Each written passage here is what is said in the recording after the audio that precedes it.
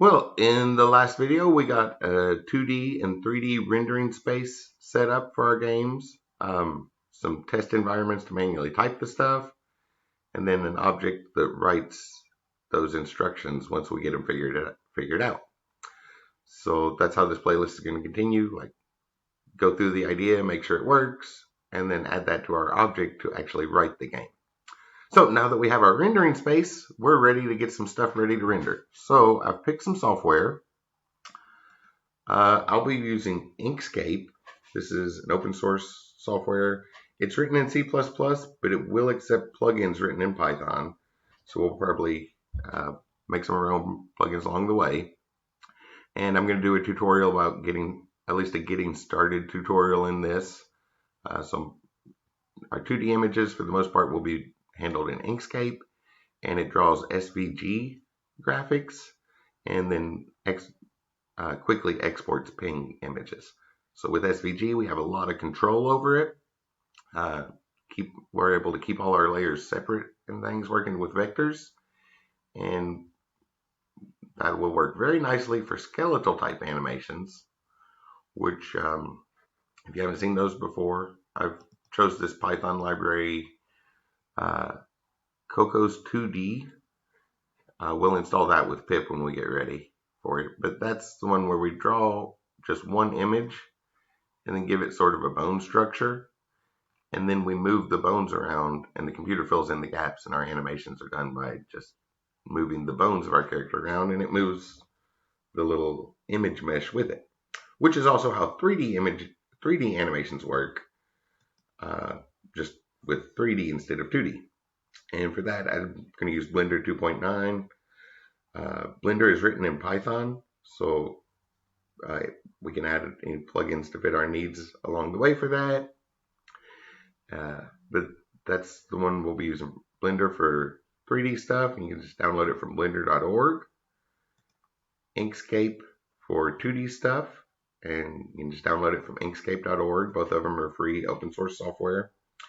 And to do skeletal animations, well, obviously we could do sprite sheets where a whole bunch of images that are just slightly different from the last. We do those with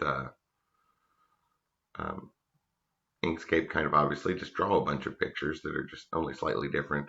Or we can draw one picture and use this skeletal animations, this Cocos 2D, to do our skeletal animations, which is a Python library, so we'll install that with pip when we're ready for that.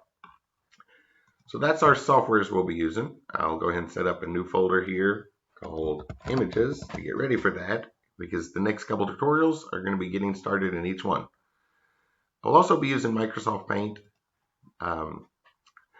There's something I like to do with the fill patterns on the shapes. Just kind of layer a bunch of the fills to get nice, quick background tile images that are book matched on left and right, top and bottom. That way we have some quick and easy tiles to work with, at least for starter points to get things developed. And I found they also work really well for texture mapping in 3D, when the 3D materials, when we get to that. That's still further in a material further down. So for now, let's go ahead and get started doing some 2D images. We have Inkscape here, and the next video will be a tutorial on Inkscape, and probably the one after that, a quick tutorial on getting started in Python, and and then these little texture images, and get us some still images started. And we'll do animations in a little while. I've found over the years that it can be kind of easy for bugs to hide behind animations. So I like to get things working with still images and then come back and add the animations once I know all the code is working. Because I've seen bugs kind of hide behind animations and then grow into something big, larger.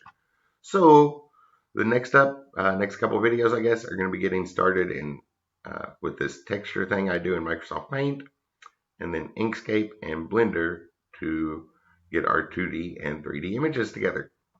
See you then.